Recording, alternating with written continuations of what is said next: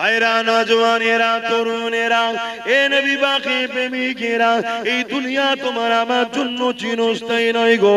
দুনিয়ার লোভ লালসাতে আখিরাত কানা হয়ে যেতে লেগেছে। কিয়ামতের দিনে কোন মুখ নিয়ে মহান স্রষ্টা আল্লাহ পাকের সামনে দাঁড়াবে? যখন আল্লাহ পাক জিজ্ঞাসা করবে, এ আমার বান্দারে, দুনিয়া জমিনে যখন আমি ক্ষুধার্ত ছিলাম, তুই আমাকে কেন খানা দিলি না? দুনিয়া জমিনে যখন আমার পরনার কাপড় ছিল না, তুই আমাকে কেন কাপড় দিলি না? দুনিয়া জমিনে যখন আমার উপরে জুলুম হয়েছিল, তুই কেন আমার সাথটা দিলি না? ওই সময় বান্দা বড় অবাক হয়ে যাবে। ও রব্বি আল্লাহ পাক, আপনাকে আবার ক্ষুধার্ত কেন লাগবে?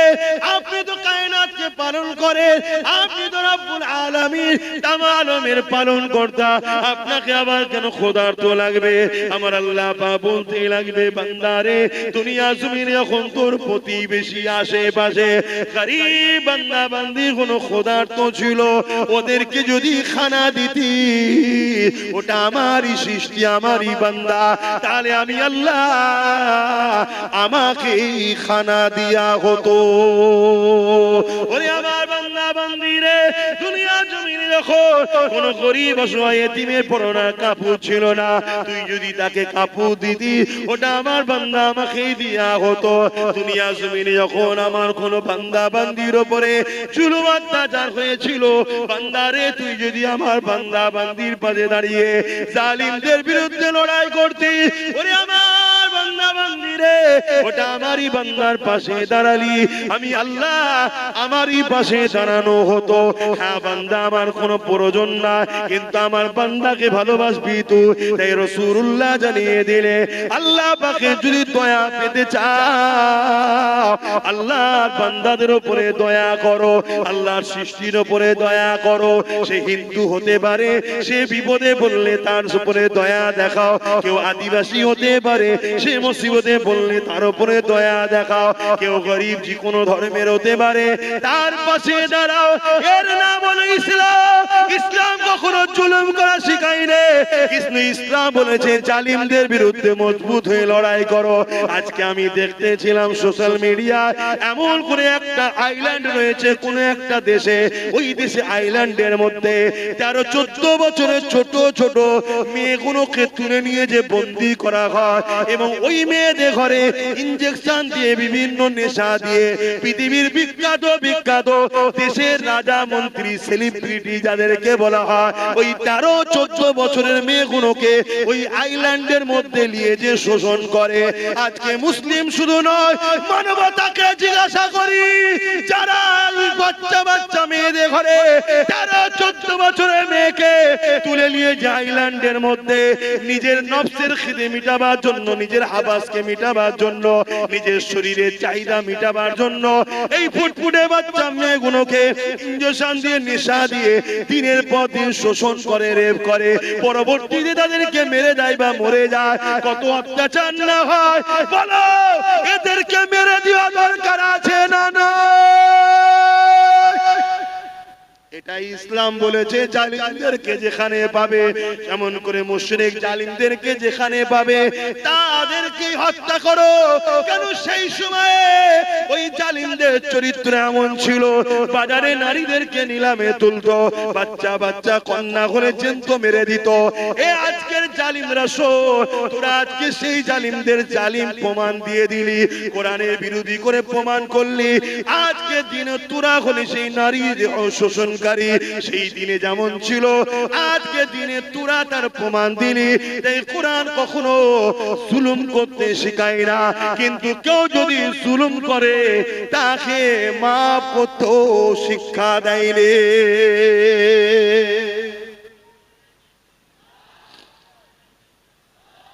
বলো, তোমার বাড়ি একটা 14 বছরের ফুটফুটে বোন আছে, বেটি আছে, তাকে তুলে নিয়ে যদি কেউ দীর্ঘদিন নেশা করিয়ে তাকে সেক্সুয়াল হ্যারাসমেন্ট করে, তার শরীরকে শোষণ করে, তাও কত বছর? 13-14 বছর। শোষণ করছে কে? 40-50 বছরের বয়স্ক লোকেরা, যারা পৃথিবী বিখ্যাত বিখ্যাত দেশের প্রেসিডেন্ট, পৃথিবীর বিখ্যাত বিখ্যাত সেলিব্রিটি। বলো, এই সকল মানবরূপী পশুদের বিরুদ্ধে কোরআন যদি বলে এদেরকে যেখানে পাবে সেখানে হত্যা করো, সেই সময় যারা ছিল কোরআন এটা ভুল বলেছে। এইটাকে যারা রোধ করতে চাইবে জানতে হবে আজকের দিনে তারাও কিন্তু ওই সকল গোপনে কোন না কোন বেটিকে শোষণ করছে, তাই এই আয়াত তাদের গায়ে লেগেছে। আওয়াজ দিয়ে বলো ঠিক না বেটে? তাহলে বলো আজকের এই জালিমদের বিরুদ্ধে আমরা দেশের আইনকে সম্মান দিয়ে এদের বিরুদ্ধে আমাদের ক্ষমতা দখল করে এদেরকে আইনের আওতায় আনার জন্য আগামী দিন লড়াইয়ের জন্য কারা প্রস্তুত? হাত তুলে দেখান, হাত লম্বা করে তোলেন, হাত তুলে রাখেন। গরিবদের জন্য লড়বে, আওয়াজ দিয়ে বলুন গরিবদের জন্য লড়বে, এতিমদের জন্য লড়বে, নারীদের জন্য লড়বে, বিধবাদের জন্য লড়বে, জালিমদের বিরুদ্ধে লড়বে, এতিমদের পক্ষে লড়বে। যারা সন্ত্রাস হবে, দেশের সঙ্গে গাদ্দারি করবে, নারীদেরকে শোষণ করবে, বাচ্চা বাচ্চা কন্যাদেরকে রেপ করছে, এদের বিরুদ্ধে কঠোর আইন তৈরি করার জন্য আপনারা আগামী দিন লড়বেন। আপনার শুধু নামাজ ধর্ম শিখিয়েছে? হ্যাঁ, নামাজ পড়লে তো নিজের লাভ হলো, সমাজের কি লাভ হলো? আমার নামাজ পড়াতে রেপ বন্ধ যাবে? তোমরা সবাই নামাজ পড়লে রেপ বন্ধ যাবে? রেপ এখন করছেন নেতার কাজের লোকেরা। এই দেখলেন না কিছুদিন আগে 17 বছরের একটা মেয়েকে রেপ করেছিল উত্তরপ্রদেশের সরকারের এমএলএ, তাকে আবার জামিন করে দেওয়া হলো, দেখলেন? তাহলে আবার পরবর্তীতে যাক সুপ্রিম কোর্টকে ধন্যবাদ জানায়, সে রেপকে নাকি স্টেটে দিয়ে জামিনকে নাকি আবার রুকে দিয়েছে। কথা বুঝে আসছে? তাহলে এই যে রেপ বেড়েই চলেছে, কন্টিনিউ নারীরা রেপ হচ্ছে। কাদের আমলে? কাদের আমলে? যেখানে বিজেপি শাসিত সরকার সেখানে রেপ বেশি হচ্ছে, ঠিক না বেঠিক? তাহলে আজকে বলুন, আজকে সেই বিজেপির নেতা অর্জুন সিং বলবে ইসলামে রেপ করা ভালো, তাহলে বুঝে নিতে হবে যে এ শয়তান নিজেই মনে হচ্ছে ওই কাজের কাজী হয়ে বসে আছে। বলেছে না বলে না? কিন্তু এর বিরুদ্ধে কেস হয়েছে না হয়নি? একে অ্যারেস্ট করেছে, কেন করেন? এটাই তো প্রশ্ন আপনাদেরকে। আমি কিছু ভুল বলছি? কেন করেন? তাহলে তোমাদেরকে পাত্তাই দেয় না, তোমাদেরকে কিছু দাম দেয় না, তাই তোমাদেরকে যেখানে দাম দেয় না, তোমাদের দুশ্মনদেরকে যেখানে গার্ড দেওয়া হয়, তাদেরকে তোমরা সহযোগিতা করো। নতুন করে আবার একদল জালিম যারা ইসলামকে মিটাবার জন্য উঠে পড়ে লেগেছে, তাদের কাজ কাম কথাবার্তা, তাদের চাল চলন, কখনো মিডিয়ার নামে মিথ্যাচার, কখনো সিনেমার মাধ্যমে ইসলাম বিদ্বেষী, কখনো মসজিদের উপরে আক্রমণ, কখনো মাদ্রাসার উপরে আক্রমণ, কখনো কোরআনের উপরে আক্রমণ। তাদের বক্তব্য একটাই, ইসলামকে মিটিয়ে দিতে হবে। এটা পুরো পৃথিবী জুড়ে আবার নতুন করে মাথাচাড়া দিয়েছে। আর এই অশুভ শক্তির হাওয়া আমাদের মহান মাতৃভূমি ভারতবর্ষতেও ঢুকে গেছে। এরকম একটা পরিস্থিতির মধ্যে দিয়েও আজ যে এত হাজার হাজার মানুষ আপনারা এই দ্বীনি মাহফিলে আসছেন, হুজুরের মিলাদের মাহফিলে আসছেন, আল্লাহ দরবারে আরো একবার শুকরিয়া আদায় করতে ইচ্ছা যাচ্ছে। জবান খুলে বলুন আলহামদুলিল্লাহ। মনে রাখবেন, এই দুনিয়া আমাদের জন্য চিরস্থায়ী নয়। আল্লাহ আমাদেরকে এই দুনিয়াতে পাঠিয়েছে পরীক্ষার জন্য। আর এই দুনিয়াতে দুটো দল আছে, একটা রহমানের, একটা শয়তানের। রহমানের দলের অনুসারীরা যুগে যুগে এই জমিনের উপরে শান্তি চেয়েছে, শান্তি প্রতিষ্ঠিত করেছে, এতিম গরিব বিধবা অসহায় দুঃখী সর্ব ধর্মের মানুষের সাহায্য করেছে। আল্লাহর জমিনের উপরে আমান, ন্যায়, সত্য, শান্তি, সম্প্রীতি প্রতিষ্ঠিত করেছে। কেন? এটাই রহমানের হুকুম। অপরদিকে শয়তানের অনুসারী যারা, তারা যুগে যুগে মানুষের উপরে নিজেদের প্রভাবকে বিস্তার করার দরুন মানুষের উপরে জুলুম করেছে, অত্যাচার করেছে, আতঙ্ক তৈরি করেছে। এবং এই মানুষের উপরে আতঙ্ক জুলুম যখন শয়তানের লোকেরা করে, বারবার ওই শয়তানের অনুসারীদের হাত থেকে আল্লাহর সৃষ্টিকে বাঁচাবার জন্য রহমানের দলের লোকেরা যুগে যুগে এগিয়ে এসেছে।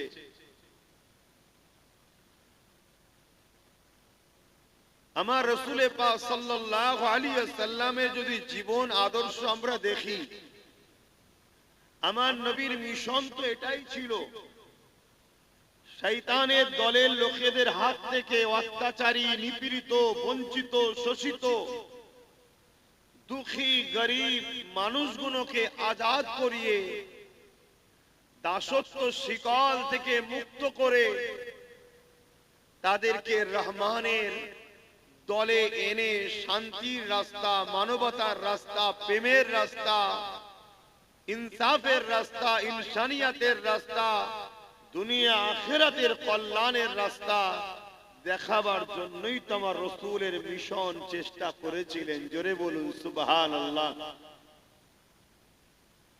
আমার নবী গরিবদের পক্ষে কথা বলার জন্য আমার রাসূলুল্লাহর উপরে অনেক জুলুম হয়েছে। আজও সেই নবীর ইসলামের উপরে জুলুম হচ্ছে। কেন? ইসলাম গরিবদের পক্ষে। তাই না হয় ইসলাম কেন বলল ধনীদের ঘরে গরিবদের ঘরে শতকরা 2.5 টাকা যাকাত দিতেই হবে? তোমার রক্তের সম্পর্ক থাকুক চাই না থাকুক, তোমার আপনজন হোক চাই না হোক, গ্রামবাসী হোক চাই না হোক, ধনীদের ঘরে শতকরা 2.5 টাকা গরিবকে দিতেই হবে। একদম ফরজে আইন, কম্পালসারি ধনীকে দিতেই হবে। পৃথিবীতে এই এক ধর্ম, একমাত্র ওয়াহিদ ধর্ম ইসলাম, অর্থাৎ মুহাম্মদ সাল্লাল্লাহু আলাইহি ওয়াসাল্লামের আদর্শ গরিবদের ঘরে এত ভালোবাসেন, তিনি একটা সিস্টেম তৈরি করে গেছে কিয়ামত পর্যন্ত, যাতে গরিবরা তাদের দুনিয়ার জিন্দেগিতে কোনো অসুবিধে না হয়। তাই হুজুর ঘোষণা করে গেছে ধনীদের ঘরে শতকরা 2.5 টাকা দিতেই হবে। অর্থাৎ 1 কোটি টাকার যদি কেউ মালিক হয়, 2.5 লক্ষ টাকা গরিবের জন্য দিতে হবে। এর বেশি দান করবেন ওটা আপনি, আরো ভালো মানুষ, আরো গরিব দরদি, ওটা আপনার বিষয়, কিন্তু এটা কম্পালসারি আইন। 100 কোটি টাকার যদি মালিক হয়, 2.5 কোটি টাকা গরিবকে, এটা একমাত্র ধর্ম ইসলামের সিস্টেম। এ থেকে প্রমাণ পাওয়া যায় আমার নবীর মিশনটাই ছিল গরিবের পক্ষে, অসহায়ের পক্ষে, মানবতার পক্ষে, সভ্যতার পক্ষে, ইনসাফের পক্ষে, জালিমদের বিরুদ্ধে, সন্ত্রাসদের বিরুদ্ধে, অত্যাচারীদের বিরুদ্ধে আমার নবীর মিশন। আর আমার রাসূল যখনই গরিবদের পক্ষে কথা বলেছে, তখনই সেই সময়ের জালিম, মুশরিক, কাফের, অত্যাচারী আবু জেহেল বাহিনী, উতবা বাহিনী, সাইবা বাহিনী, উমাইয়া বাহিনী, আবু লাহাব বাহিনী আমার রাসূলুল্লাহর উপরে অনেক অত্যাচার করেছে। কিন্তু আমার নবী অনেক কষ্ট সহ্য করার পরও তোমার আমার কাছে একটা সুন্দর, সুস্থ, শান্তি, প্রেম, ভ্রাতৃত্ব, ইনসাফ, ইনসানিয়াতের একটা সমাজ ব্যবস্থা দিয়ে গেছে, যার নাম হলো ইসলাম। জোরে বলুন সুবহানাল্লাহ। আজকের আবু জেহেল, আজকের সন্ত্রাসরা, আজকের জালিমরা, আজকের স্বৈরাচারীরা, আজকের মানবরূপী পশুরা, আজকের নারী দেহ শোষণকারীরা, তারা সেই ইসলামকে আজকে মিটাবার জন্য নতুন করে উঠে পড়ে লেগেছে। সেদিন এদেরই উত্তরসূরিরা ইসলামকে মিটাতে, নবীকে মিটাতে চেয়েছে, নবীকে তো মিটাতে পারেনি। কিন্তু আজকে সেই নবী রেখে যাওয়া মিশনটাকে মিটাতে চাইছে।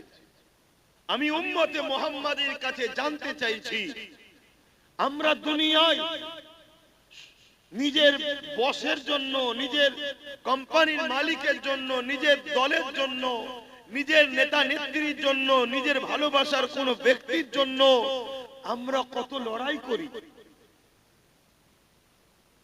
কত জনের জন্য জীবন দিয়ে ফেলছি, যেখানে জীবন দিয়াটা আমাদের জাহান্নামে যাওয়ার কারণ হচ্ছে, কোরআন তার প্রমাণ দিচ্ছে, তাও আমরা জীবন দিয়ে ফেলছি। অথচ যে মুহাম্মদুর রাসূলুল্লাহ, সকলে বলুন সাল্লাল্লাহু আলাইহি ওয়াসাল্লামকে মুহাব্বত করাটাই হলো ঈমান।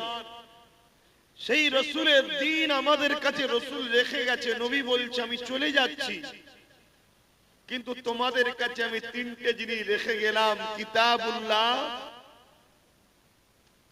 সুন্নতে রাসূলি ও আহলে বাইতি।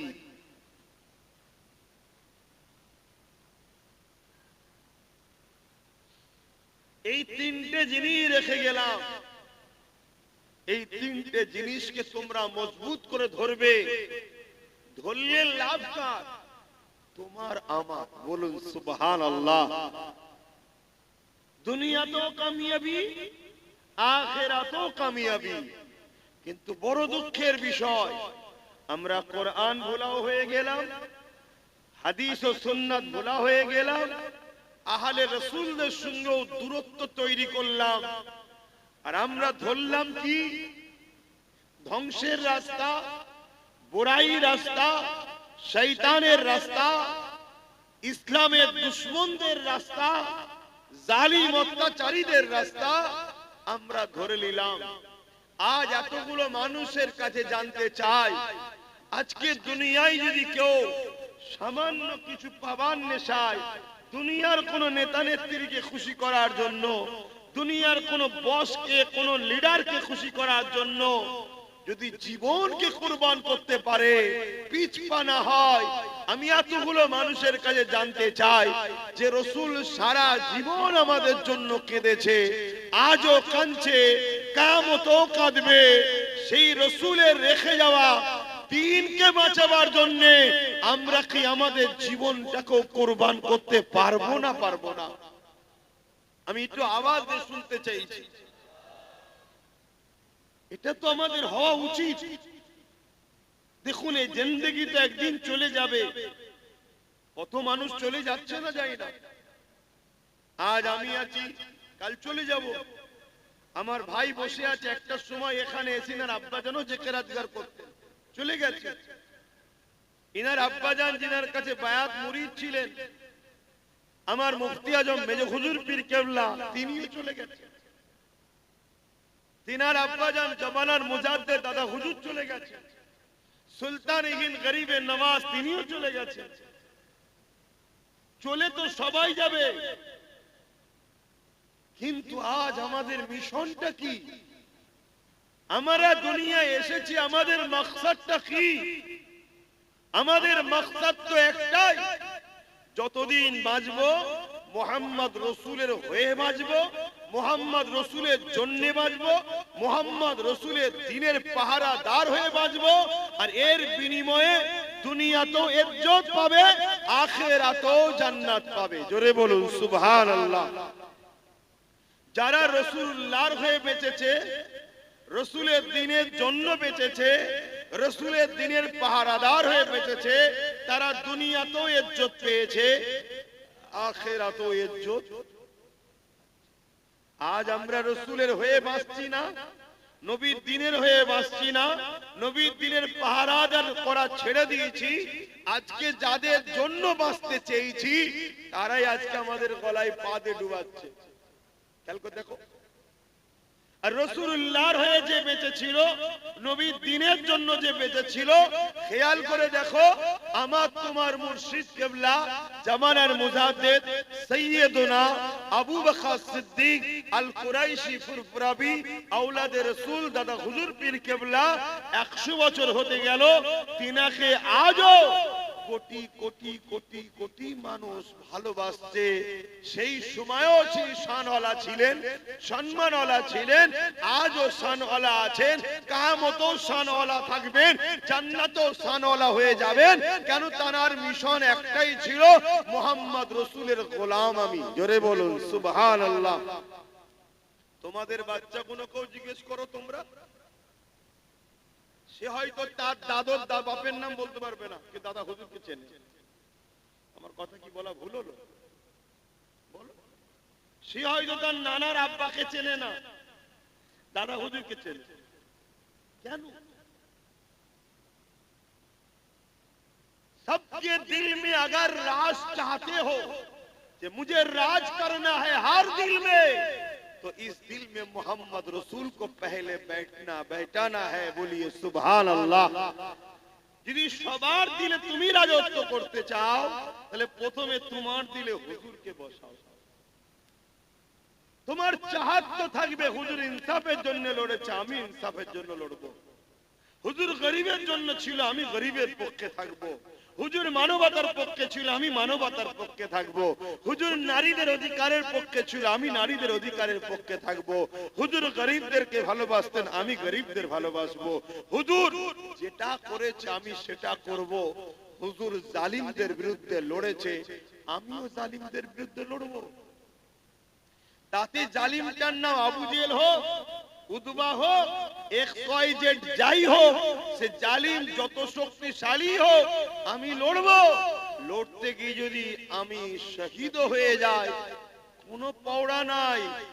আমার কপালে যদি শহীদ লিখা থাকে তবেই তো হব, যে লিখা না থাকে হওয়া যাবে? আল্লাহ যদি আপনাকে একটা গিফট দিতে চায়, কি সবথেকে দামি মৃত্যু, আপনি নেবেন না? আজীব মানুষ,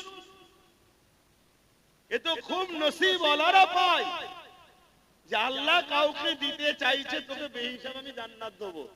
বেহিসাব জান্নাতে যেতে গেলে এবং কবরে টাটকা থাকবি, তোকে খানাও দেবো, তার জন্য তো শহীদ হতে হবে।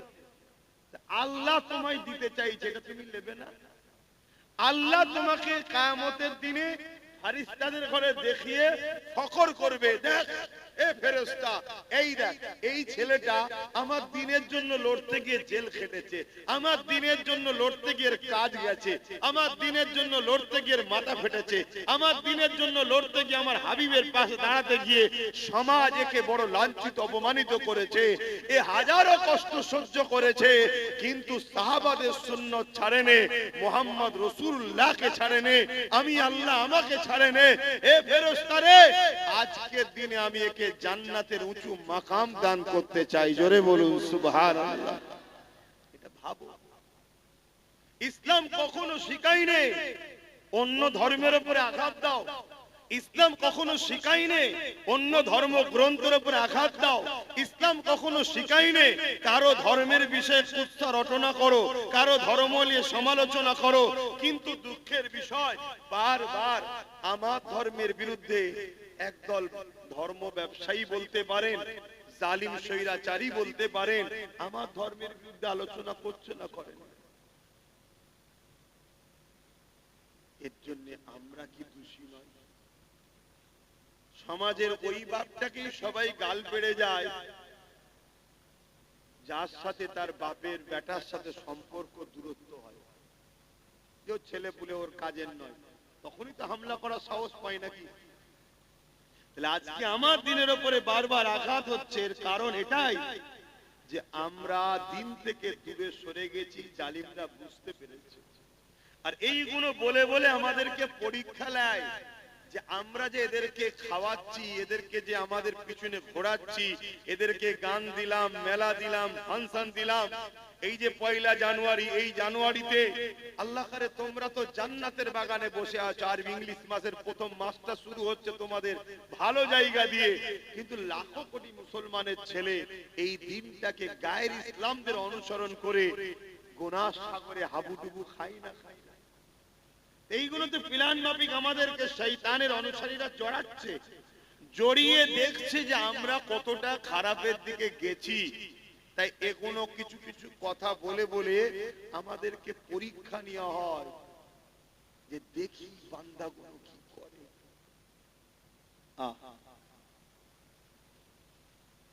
আজকে এত মুসলমান থাকার পরও এই বাংলার জমিনেতে যে কোরআনটা রাসূলুল্লাহর উপরে 23 বছর ধরে ধারাবাহিকভাবে নাজিল হলো, যে কোরআন রাসূলুল্লাহর উপরে প্রথম যখন নাজিল হয়েছিল, আল্লাহ নবী গুহা থেকে এসে নিজের আহলিয়া আমাদের আম্মা জান হযরত খাদিজাতুল কুবরা রাদিয়াল্লাহু তাআলা আনহাকে বলেছিলেন, জাম্মালুনি জাম্মালুনি জাম্মালুনি। তিনাকে ঠান্ডা লাগতেছিল, কম্বল চাপা দিবার কথা। এ যুবকেরা, তরুণেরা, বাপেরা, আল্লাহ নবী নবী দয়ার উপরে বিয়ে পড়ে 23 বছর ধরে যে কোরআনটা ধারাবাহিকভাবে নাজিল হয়েছে, এই কোরআনের বিরুদ্ধে চক্রান্ত হাজার বছর ধরে চলে আসছে।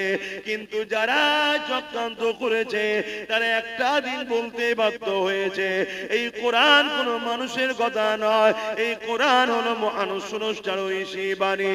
আজকে সেই কোরআনকে নিয়ে আমার বাংলা জমিনে কত বড় মিথ্যাচার করা হয়ে গেল, সেই কোরআনের বিরুদ্ধে কত রকম নোংরা নোংরা কথা বলা হলো, যে ভাষাগুলো বলতে আমাকে নিজের জবানে বড় কষ্ট লাগছে, আপনাদের শুনতে কোনো বাকি নাই। আজ উম্মতে মুহাম্মাদীকে জানতে চায়, আমার রাসূলুল্লাহ আমাদের কাছে প্রথম নম্বর যেটা রেখে গেল কিতাবুল্লাহ, আল্লাহ পাকের কিতাব কোরআন, সেই কোরআনকে আজকে মিথ্যাচার করা হচ্ছে, সেই কোরআনকে আজকে বেউজ্জতি করা হচ্ছে। এ উম্মতে মুহাম্মাদী বলো, আজ তোমার কাছে জানতে চাই, এই জালিমদের বিচার হওয়া দরকার আছে না না? কিন্তু বিচারটা করবে কে? আমি হুজুর, আমার ভাই করবে? বলেন কে বিচার করবে? বিচার তো আইন করবে, কিন্তু আইন তো একটা জড় বস্তু, সে তো নিজে চলতে পারে না, আইনকে চালানো হয়। তা আইনকে যারা চালায় তারা নেতা লিডার, তাই তো নাকি? এই নেতা লিডার নির্বাচন করে কারা? জনগণ, আমরা। আর বাংলায় নেতার তকদির আমরা সিলেক্টেড করার ওসিলা আল্লাহ আমাদের দিয়েছে। তাহলে আজকে বাংলার বুকে আমরা 4.5 কোটি কম বেশি মুসলমান হওয়ার পরও আমার কোরআনের বিরুদ্ধে মিথ্যাচার করা হলো, এতগুলো কেস মামলা হলো, এখনো পর্যন্ত কি সে বেটাকে ধরা হয়েছে? তাহলে আমাদের গালে কি চুনকালি নয়? এটা কি আমাদেরকে শিক্ষা দিয়া নয়? এটা কি আমাদেরকে অপমান অপদস্থ করা নয়? যে তোদের হাইসিয়াত কি আছে রে, তোদের বাংলা, আমি একটু চলতি ভাষায় বলছি, তোদের মুরত কি আছে? তোদের রসুলের উপরে আঘাত দেব, তোদের আল্লাহর উপরে আঘাত দেব, তোদের কোরআনের উপরে আঘাত দেব, তোদের দিনে নাকি রেপ করাটা ভালো কাজ বলবো, তোদের মুরত নেই, আমাদেরকে কিছু করতে পারবি কেন? তোরা হলি ভিখারি, তোদেরকে 500 টাকায় কিনা গোলাম তোরা আমাদের। এটাই বলা হচ্ছে তো নাকি? এই জাতকে জানতে চাইছি, আপনাদের কি আখিরাতে কল্যাণ হবে মনে হয়? কেন আল্লাহ তো প্রশ্ন করবে কিয়ামতের দিনে, বল, জবাব দে যে আমার কোরআন নাকি 5 নম্বর আয়াত হিংসা ছড়িয়েছিল, কেউ বলেছে আমার কোরআন নাকি নাউজুবিল্লাহ মানুষের লেখা, আমার কোরআনের উপরে নাউজুবিল্লাহ এটা ওটা করা দরকার কেউ বলেছিল। বল, তোরা আমার কোরআনের জন্য কি করলি? তোরা তো দুনিয়ার স্বার্থে কাউকে এক জায়গায় পৌঁছাবার জন্য তোরা মারপিট করেছিস, খুন করেছিস, যেটা আমার নিষেধ, সব করলি। কিন্তু কোরআনের দুশমনরা যাদের শাস্তি পায় তার জন্য তোরা কি করেছিস বল? কি প্রশ্ন করা কি আল্লাহ পাক করবে না করবে না মনে হচ্ছে? তাহলে কি জবাব দেবে? ওয়াজ অনেক হয়েছে ভাই, ওয়াজ করে করে করে করে মানুষের সমাজের হালচাল দেখে আমার এই বয়সেই শখ মিটে যাচ্ছে যে আর ওয়াজ করতে ভালো লাগছে না। কি হবে ওয়াজ করে? যদি টাকা ইনকাম করার শখ থাকে, জলসা করার কোনো প্রয়োজন নেই। বিজনেস করলে অনেক টাকা। আদানি, আম্বানি, রিলায়েন্স, টাটা এরা কেউ জলসা করে বড় লোক হয়নি, সব বিজনেস করেই হয়েছে। ওজন জলসা করে আমরা আমাদের বাপ দাদাদের ঘরে তো দেখছি যা হাল, জলসা করে করে আমার বাপ দাদাদের ঘরে তো দেখে আসছি তাদের হাল কি। রিসেন্ট এই 2-5-10 বছর হয়তো একটুখানি মানুষের মধ্যে একটা জিনিস হয়েছে, না হুজুরদের একটু মূল্যায়ন করা দরকার, আলেমদের মূল্যায়ন করা দরকার। না হয় আমার তো প্রথম জীবনে দেখা আছে রে বাবা। তবে এইটাও মাফ করবেন, এটাও আব্বাস সিদ্দিকীরই অবদান। এখন তো বিরোধী অনেকে করবে, এটাও আমার অবদান, না হয় সব জানা আছে। তো যাই হোক, সেটাই বলছি। আমার প্রশ্ন আপনাদের কাছে যে আল্লাহ আমাদেরকে তো জিন্দেগি দিল নবীর দিনের পাহারাদার হয়ে, আর রাসূল বললেন এই তিনটে রেখে গেলাম মজবুত করে ধরো। আজকে 4.5 কোটি মুসলমান থাকার পরও, আমাদের ভোটে সরকার গড়ার পরও আমাদের দুশ্মন সরকার বলছে সে তারও দুশ্মন, আমার কোরআনের নামে এত বড় মিথ্যাচার করলো, সংবিধানের 25 নম্বর ধারাকেও লঙ্ঘন করলো, এতগুলো কেস হলো, তারপরও তাকে এখনো ধরা হলো না কেন? কোন একটা জায়গায় আমার বলতে ইচ্ছা করছে আমাদেরই গাফলতি নেই তো? সরকার এটা জেনে যায় না তো যে মুসলমানগুলোর কাছে, এদের কাছে কোরআন আগে নয়, রাসূল আগে নয়, আল্লাহ আগে নয়, দ্বীন আগে নয়, এদের কাছে আমি যা বলবো তাই, আমি আগে। আমার ভাড়াটিয়া অনেক মোল্লা মৌলী সাহেব ছাড়া আছে, তাদের মাধ্যমে কিছু কিছু পাঠিয়ে দেবো, আর ঠিক সময় এলে ভয়টা দেখাবো, এগুলো আমাকে ছাড়া বাঁচার উপায় নেই, এমন কিছু ভাবছে না তো? কি করতো, আওয়াজ দেন না। এরকম কিছু ভাবার সুযোগ আমরা করে দিইনি তো? আমার কথা বুঝতে পারছেন? আমি একটু আগে আগেই উঠে পড়েছি, আমি তো আরো আগে উঠতাম। কেন এখন নো এন্ট্রি খুলে দিলে ব্রিজের কাজ হচ্ছে, রাস্তা প্রচুর জাম হয়ে যাচ্ছে। আগে আগেই ছেড়ে দেবো আপনাদেরকে, খাওয়া দাওয়া আগে আগেই হয়ে যাবে, চিন্তার কোনো কারণ নেই। আমার বোঝার উদ্দেশ্য এটাই, আল্লাহ তিনি আপনাকেও খাওয়াবে, আমাকেও খাওয়াবে। আমি যদি আল্লাহ বিরোধী হই, নাউজুবিল্লাহ, তার আগে মরণ দিক আল্লাহ। আমি আল্লাহ বিরোধীতে ঘরেও আল্লাহ খাওয়াবে। খাওয়াটা বড় ফ্যাক্ট নয়। যতদিন দুনিয়ায় হায়াত নিয়ে এসেছেন ততদিন থাকবেন, চলে যাবেন একদিন, এ কোনো বড় বিষয় নয়।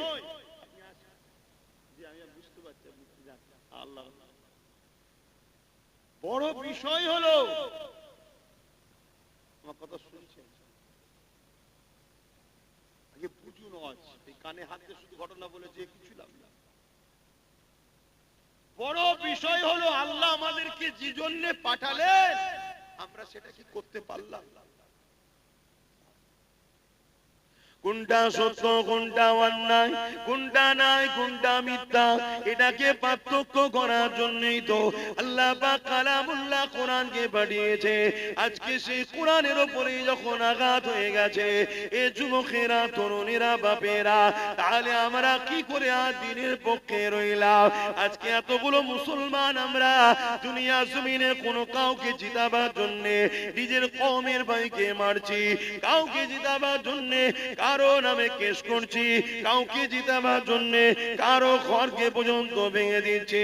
আমরা মুসলমান একে অপরের বিরুদ্ধে লড়তে লেগেছে, দুনিয়ার স্বার্থে, দুনিয়ার কোন দুশ্মনের রাসূলের স্বার্থে, দুনিয়ার জমিনে কোন ইসলামের বিরোধী স্বার্থে আজ আমরা এক কাজ করে বেড়াতে লেগেছি।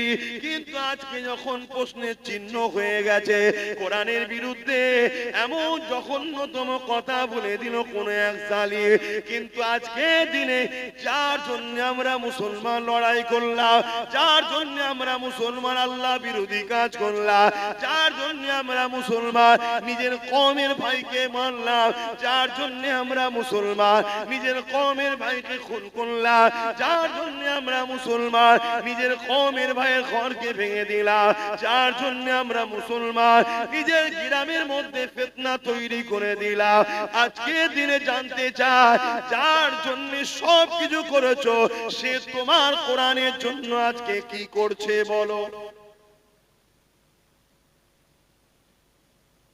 বলো কি করছে? তাহলে কার পিছনে সময় দাও? তাহলে এ থেকে বোঝা যায় যার জন্য এত কিছু করলে সে নিজেও তোমার কোরআনের পক্ষে নয়। আমি মানার কথা বলছি না, মানে সে নিজেও ভেতর থেকে কোরআনেরই দুশমন। আর না হয় এত বড় মিথ্যাচার হলো, এত বড় সংবিধান বিরোধী কথা হলো, সে তো সংবিধানটাকে সামনে রেখে আইনের আওতায় যেতে পারে যে সংবিধান বিরোধী কথা হয়েছে, কি এইদিকেও তো হাঁটতে পারতো। অথচ এই কোরআনের জন্য আল্লাহ রাসূলুল্লাহ কত মার খেয়েছে, এই কোরআনের জন্য আল্লাহ নবী কত অত্যাচারিত হয়েছে, এই কোরআনের জন্য আল্লাহ নবী কত কষ্ট পেয়েছে। এ যুবকেরা, তরুণেরা, বাপেরা, আল্লাহ নবী যখন তায়েফের জমিনে গিয়ে এই কোরআনের মেসেজকে শোনাবে বলে, কালামুল্লাহকে শোনাবে বলে আল্লাহ নবী যখন তায়েফের জমিনে গেল, তায়েফের মুশরিক জালিম অত্যাচারীরা ছোট্ট ছোট্ট তাদের হাতে পাথর তুলে দিয়ে আমার রাসূলুল্লাহর বিরুদ্ধে লেলিয়ে দিল। আমার রাসূলুল্লাহকে দেখে তারা পাথর নিক্ষেপ করতে লাগলো। আমার রাসূলুল্লাহ যেখানে পাথর লাগে আল্লাহ নবীর শরীরের সেই জায়গা ফেটে রক্ত বেরোতে লাগলো। এ উম্মতে মুহাম্মাদি, রাসূলুল্লাহকে প্রেম করা হলো ঈমান। যার দিলে রাসূলুল্লাহর প্রেম নেই তার মধ্যে ঈমান নেই, যার মধ্যে রাসূলুল্লাহর আদব নেই তার মধ্যে ঈমান নাই, ঈমান কোনজার মধ্যে নাই, সে কোনদিন আল্লাহ পাকের জান্নাতে যেতে পারবে না। তাহলে একবার ভেবে দেখো, এই দ্বীনের জন্য রাসূল তায়েফে মার খেয়েছে, এই কোরআনের জন্য রাসূল তায়েফে মার খেয়েছে, এই কালামুল্লাহ প্রচার করতে গিয়ে আল্লাহ নবী তায়েফের জমিনে রক্তাক্ত হয়ে গেছে। এত মা জালিমরা মেরেছে, আল্লাহ নবী অজ্ঞান অচৈতন্য হয়ে তায়েফের জমিনে অজ্ঞানে পড়ে রয়েছে। জালিমদের সরদার গুলো আগিয়ে এলো, তারা আগিয়ে এসে আমার রাসূলুল্লাহ নাকের করে হাত দিয়ে দেখতে লেগেছে মুহাম্মদ রাসূল বেঁচে আছে না মরে গেছে। এই অবস্থা দেখে তারা আমার রাসূলুল্লাহর উপরে ওই অবস্থাতে আবার লাঠির আঘাত করে। এ উম্মতে মুহাম্মাদি, আজ তোমাদের ঈমান কোথায় গেল? আজ তোমাদের দ্বীন কোথায় গেল? আজ তোমাদের বিবেক কোথায় গেল? আমার রাসূলুল্লাহর মতো দরদি এই দুনিয়া জমিনে কেউ আসেনি, আর কেউ আসবে না। আর দুনিয়ায় যে নেতা নেত্রীর জন্য তুমি এত মারপিট করলে, এত কিছু করলে, যে জমি জায়গার জন্য এত কিছু করলে, এখনো তোমার দুনিয়া তো কাজে লাগবে না, আখিরাতেও কোনো কাজে লাগবে না। মনে রেখে দিও, কিয়ামতের দিনে কেউ তোমার পাশে দাঁড়াবে না। তোমার বাপ তোমার হবে না, তোমার মা তোমার হবে না, তোমার দাদা দাদি তোমার হবে না। অথচ যে রাসূলুল্লাহ তোমার আমার জন্য এই দিনের জন্য এত কষ্ট করলো, সেই রাসূলুল্লাহকে ভুলে গেলে কিয়ামতের দিনে একমাত্র যিনি উম্মতের পক্ষে দাঁড়াবে তিনি হলেন মুহাম্মাদুর রাসূলুল্লাহ। আরো জোরে বলুন সুবহান।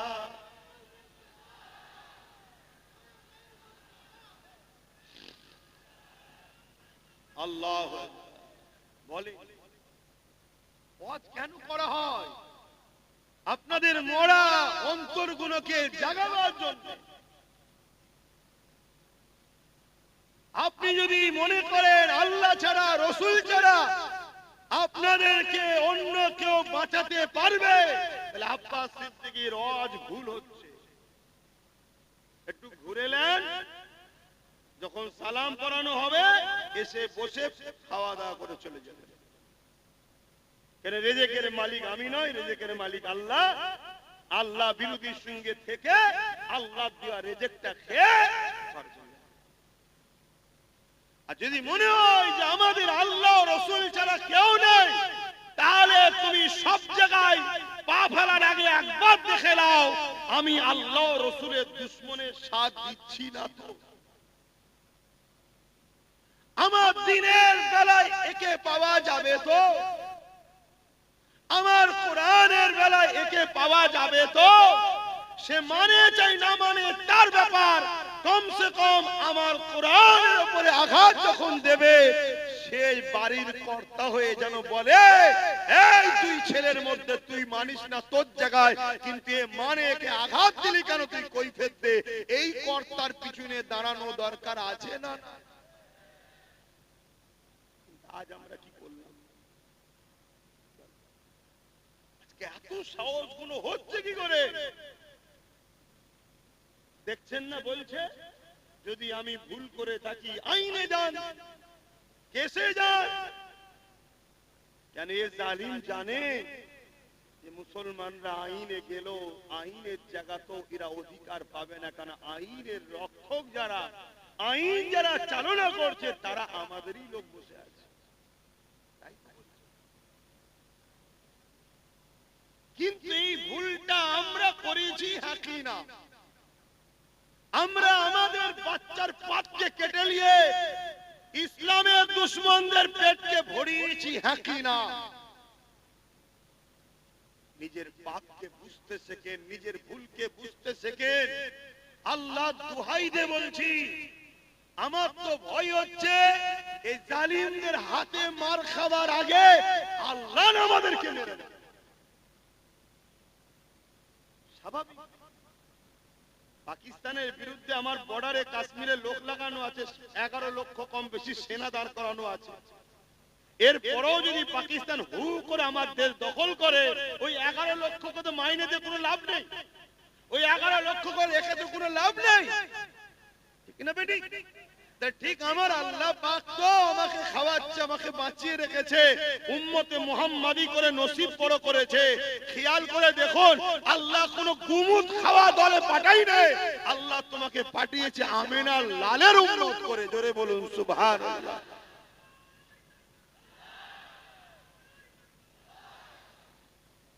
কতটা সৌভাগ্য আল্লাহ তোমার দিয়েছে, কিন্তু তুমি থেকে কোনো কাজ নাই। উপরন্তু তোমার জন্য আচ্ছা আচ্ছা ভালো ভালো লোক লড়াইয়ের ময়দানে গিয়ে ঠিক সময় গিয়ে পিছু হাঁটতে বাধ্য হয়ে যাচ্ছে। কেন? তোমার আমার মতো মুসলিম সেজে কিছু গুন্ডা, কিছু দালালদের জন্য আজ আমরা বারবার পিছিয়ে যাচ্ছি না? যাই আল্লাহ পাক ছাড় দিয়েছে। আমার তো ভয় হচ্ছে আল্লাহর পক্ষ থেকে মার না এসে যায়, আল্লাহর পক্ষ থেকে শাস্তি না এসে যায় আমাদের উপরে। দেখেন আমার আলোচনা বুঝতে পাচ্ছেন কি জানি না, যদি বোঝেন এখনো সময় আছে। আজ কোরআনের বিরুদ্ধে বলেছে, কাল কোরআন ছিঁড়া হবে, পুড়ানো হবে, বেউজ্জতি করা হবে, আরো অনেক কিছু করা হবে। তুমি কিছুই করতে পারবে না আজ যেমন করতে পারোনি। কেন? তোমার হাতে সেই পাওয়ার নেই যে পাওয়ারে ওরা করছে। আমার অজ বুঝছেন তো নাকি? হ্যাঁ, লোক বলবে এই হুজুরটা ওটা ছাড়া কিছু বোঝে না। আমি সত্যিই বলছি, ওটা ছাড়া কিছু বুঝিনি। কেন? ওটা ছাড়া আজকের দিনে আমাদের এক কদম আগানো আজ যাবেও না। পেটের জন্য যদি ওয়াজ করতে এসতাম, তাহলে এসব কথা বলে দুশমন তৈরি করার কি দরকার ছিল? যে বাবারা বাবারা বাবারা করে চলে যেতাম। হয়ে গেল কাজ শেষ। এ তো যা হচ্ছে প্রতিটা মোড়ে মোড়ে দুশমন তৈরি হচ্ছে।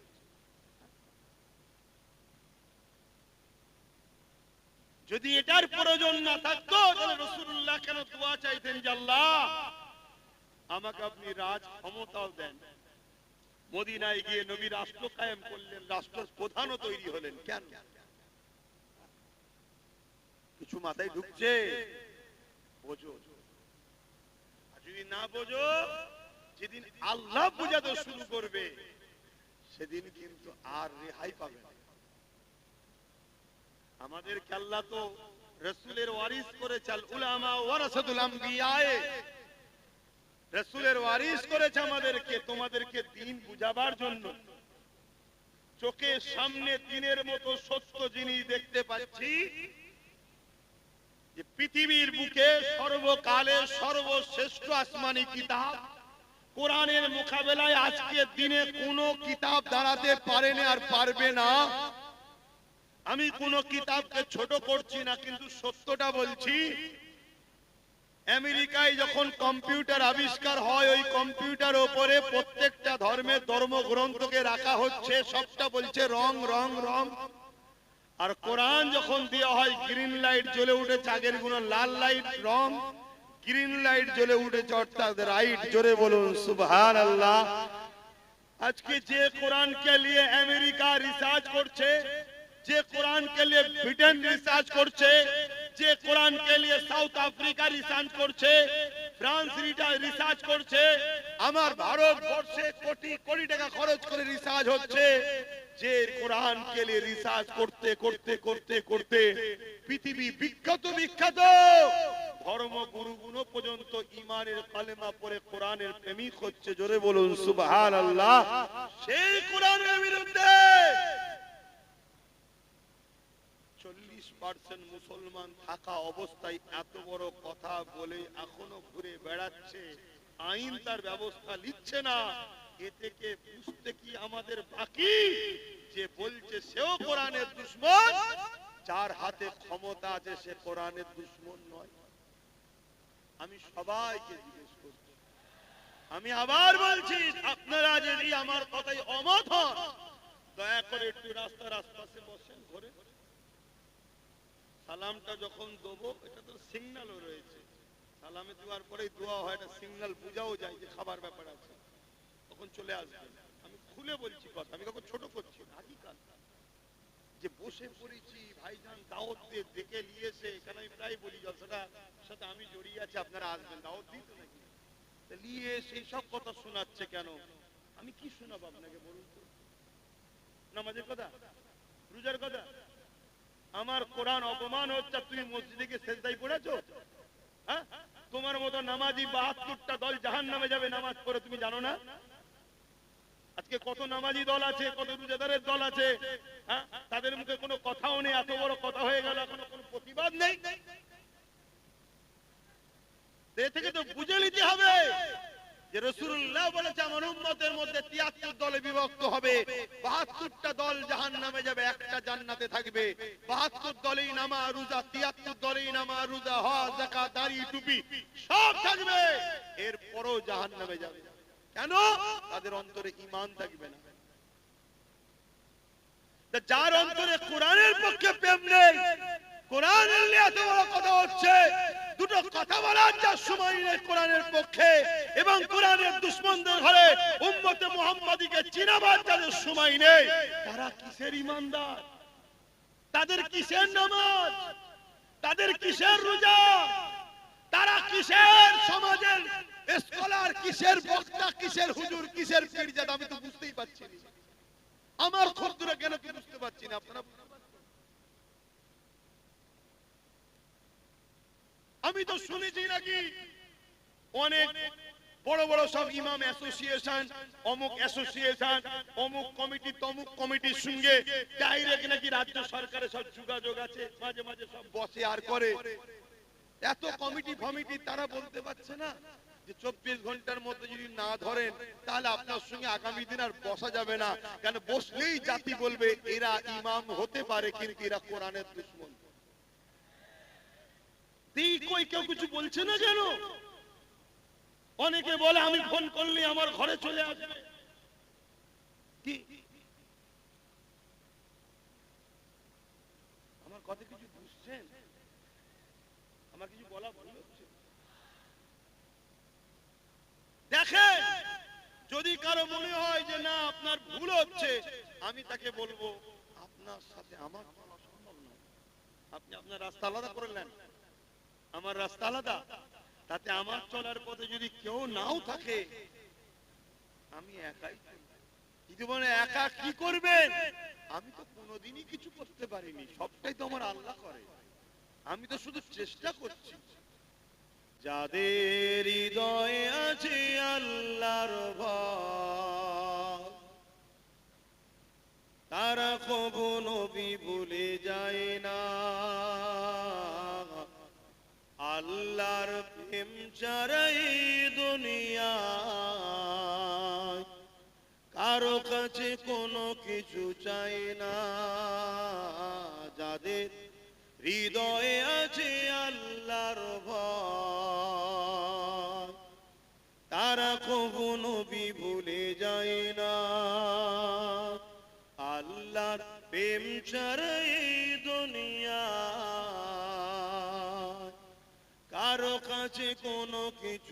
যায় না। রাতের আধারে যারা সিজদাতে রয়, দু চোখের স্রোতে নদী যেন বয়। রাতের আধারে যারা সিজদাতে রয়, দু চোখের স্রোতে নদী যেন বয়। ছলনার খাঁচানি যত আসুক, ছলনার খাঁচানি যত আসুক, পিছনে ফিরেও তাকায় না যাদের হৃদয়ে আছে আল্লাহর ভয়। তারা কবু নবী ভুলে যায় না, আল্লাহর প্রেম ছাড়া এই দুনিয়া কারো কাছে কোনো কিছু চায় না। দিন কায়েমের পথে যারা অবিচল, তারা হলো আল্লাহর প্রিয়জন। দিন কায়েমের পথে যারা অবিচল, তারা হলো আল্লাহর প্রিয়জন। বাতিলের কাছে যারা হার মানে না, বাতিলের কাছে যারা হার মানে না, সংগ্রাম করে যায় অমরণ যাদের হৃদয়ে আছে আল্লাহর ভয়।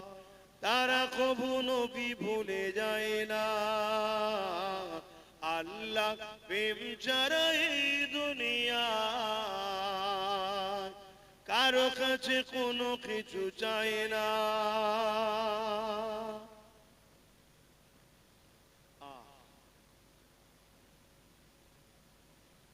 আল্লাহ ছাড়া কারো কাছে কিছু চান নাকি আপনারা?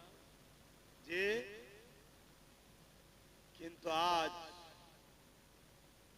মুসলমানের সংখ্যা অনেক হয়ে যাওয়ার পরও আমরা আজকে লাঞ্ছিত অপমানিত হচ্ছি। এর কারণ হচ্ছে আমাদের মধ্যে মুনাফিক গাদ্দার ঢুকে গেছে, যারা আমাদেরকে সংগঠিত এক হতে দেয় না। দ্বিতীয় নম্বর, আমাদেরকে আগালে ভেতরে ঢুকে হয় গুলিয়ে দেয়, নচেত মনোবলকে ভাঙিয়ে দেয়। দেখো, আমার ডিউটি আপনাদেরকে বোঝানো। আমি জানি আমি কোরআনের পক্ষে থাকার জন্য কেন্দ্র সরকার ও রাজ্য সরকার উভয় আমার দুশমন হয়েছে। যেমন গত 2-3 দিন আগে কেউ কোরআনের বিরুদ্ধে বলল, তার অনেক আগে রাজ্য সরকারও কোরআনের বিরুদ্ধে বলেছে। বলেছে না বলেন? বলেছে কোরআন শেষ হয়ে যাবে আমার উন্নতি। এটা কি বিরোধী নয়? এটাকে কোরআনকে অপমান করা নয়? এটাকে কোরআনের বিরুদ্ধে কথা নয়? আপনি কোরআন মানেন না, এটা আপনার বিষয়। আমরা জোরও করি না যে আপনি কোরআনকে মানুন, কিন্তু আমি মানি। আপনার যেমন কোন একটা ধর্ম আছে পছন্দ, ওটা আপনার পছন্দ, আমি মানি না। কিন্তু আমি আপনার ভালোবাসাতে আঘাত দিতে পারি না, আর এই শিক্ষাটা আমার কোরআন আমায় দিয়েছে। জোরে বলুন সুবহানাল্লাহ। আপনার ধর্মগ্রন্থ আপনাকে কি শিখিয়েছে আমি জানি না। কেন কোন ব্যক্তি ভুল করলে ধর্মগ্রন্থকেও টানার আমার ধর্ম আমাকে শিক্ষা দেয় না। এজন্যই তো কোরআন শ্রেষ্ঠ। আরে প্রতিটা ধর্মগ্রন্থ সংযোজন সংশোধন সময়ের সাথে সাথে চেঞ্জ হয়েছে, কিন্তু কালামুল্লাহ কোরআন ১৫০০ বছর ধরে চেঞ্জ তো দূরের কথা, জের জবর পেশ নুকতাকেও কেউ সরাবার ক্ষমতা রাখে না। জোরে বলুন সুবহানাল্লাহ। কেন? এটা কোনো মানুষের নয়, এটা কোনো মানুষের মত নয়, মানুষের কিতাব লেখা নয়। এটা হলো একমাত্র স্রষ্টা রব্বুল আলামিনের পক্ষ থেকে এসেছে মানুষ জাতির জন্য গাইড বুক। আমরা চলবো কিভাবে মানুষ জাতি, সেই গাইড বুক আমাদের স্রষ্টা বানিয়েছে। মানুষ কখনো মানুষকে গাইড দিতে পারে না। এই মাইক্রোফোন যে তৈরি করেছে সে সব থেকে বেশি জানে। এই বক্স, এই মেশিন, এই ঘড়ি, এই মোবাইল, যে কোম্পানি, যে ইঞ্জিনিয়ার তৈরি করেছে সে সব থেকে বেশি ভালো জানে। তাই প্রতিটা জিনিসের সঙ্গে একটা নোটবুক দেয়, কোনটা এর জন্য স্যুট করবে, কোনটা স্যুট করবে না। মানুষকে যিনি সৃষ্টি করেছে তিনিও আমাদের জন্য গাইড বুক পাঠিয়েছেন, সেটা হলো কোরআন শরীফ। জোরে বলুন সুবহানাল্লাহ। এর আগে আরো 103 কে পেটিয়েছে, কিন্তু সেইগুলো মানুষ সময়ের সাথে সাথে তার মধ্যে ভুল পদক্ষেপের জন্য বা মহান স্রষ্টা সেগুলোকে রদ করে দিয়েছে, বাতিল করে দিয়েছে। কেন? ডাক্তারই পারে একটা রোগীর প্রেসক্রিপশনের মেডিসিনকে চেঞ্জ করতে, ঠিক তো নাকি? হ্যাঁ। যখন কোন কোম্পানি একটা মোবাইল বার করেছিল প্রথম, তার মধ্যে ক্যামেরা ছিল না, শুধু চিপ দিয়া যেত, তাই তো নাকি? তারপরে আবার কোম্পানি বার করলো, চিপও থাকবে ক্যামেরাও থাকবে।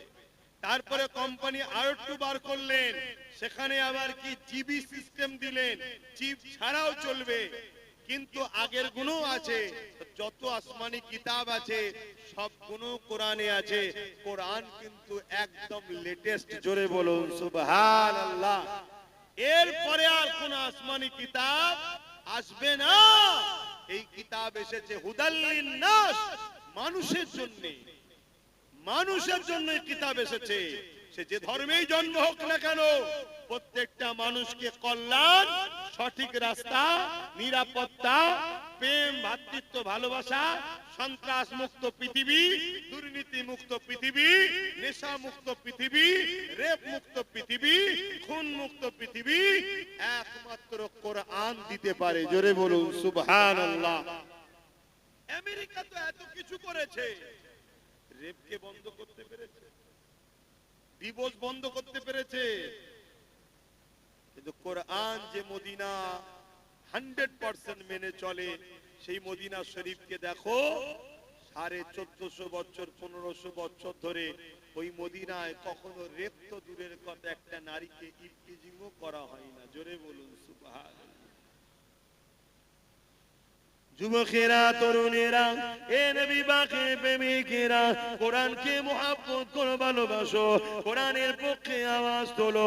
কোরআনের দুশমন তো তারা যারা কিনা সন্ত্রাস, কোরআনের দুশমন তো তারা যারা মানবতার বিরুদ্ধে, কোরআনের দুশমন তো তারা যারা নারী দেহকে শোষণ করে, কোরআনের দুশমন তো তারা যারা মানুষের খোদা হওয়ার স্বপ্ন রাখে। কেন? কোরআন এদের চক্রান্তকে বারবার ব্যর্থ করে দিয়েছে।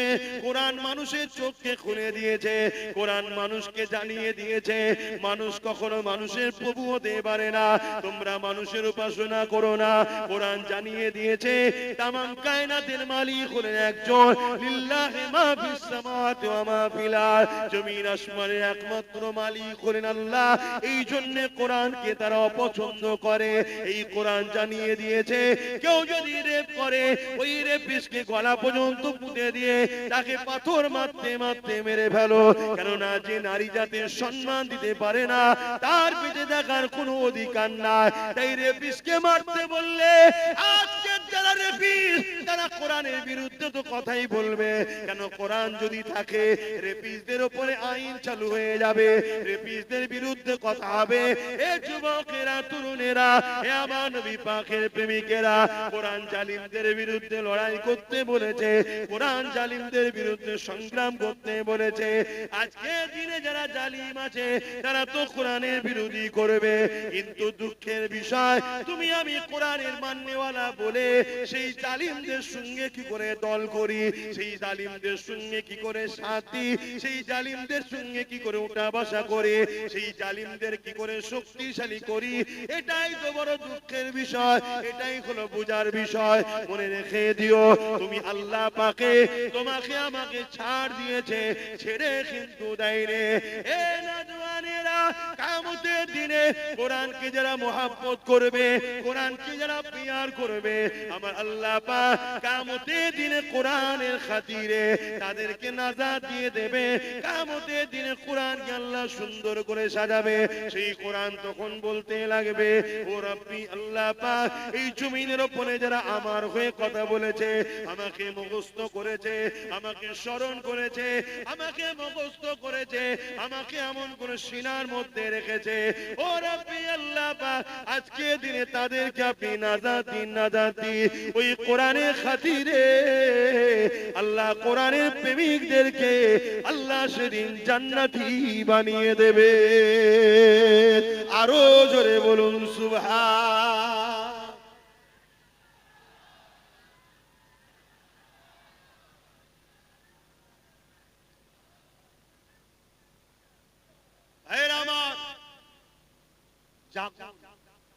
অনেকে বলতে পারে যে আপনি কি করছেন? আমি তো কমসে কম প্রতিটা জায়গায় ওয়াকাফ নিয়ে, কোরআন নিয়ে প্রত্যেকটা জায়গায় কন্টিনিউ রোজই আলোচনা করছি।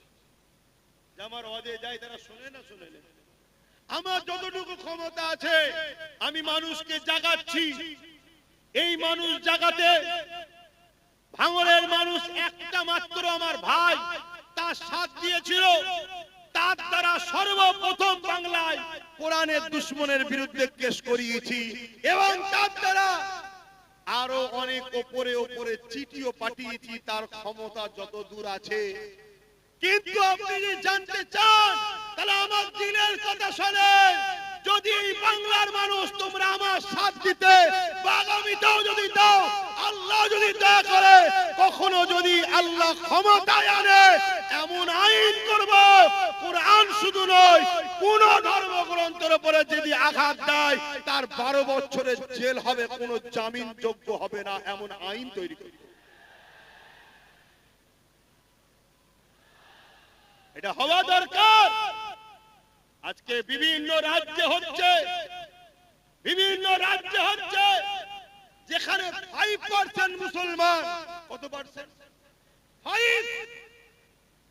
সেই 5% মুসলমানের রাজ্যের মুখ্যমন্ত্রী আজকে সে আইন করছে, কোন ধর্মের বিরুদ্ধে কথা বললে তার 7 বছরের জেল, এত ফাইন।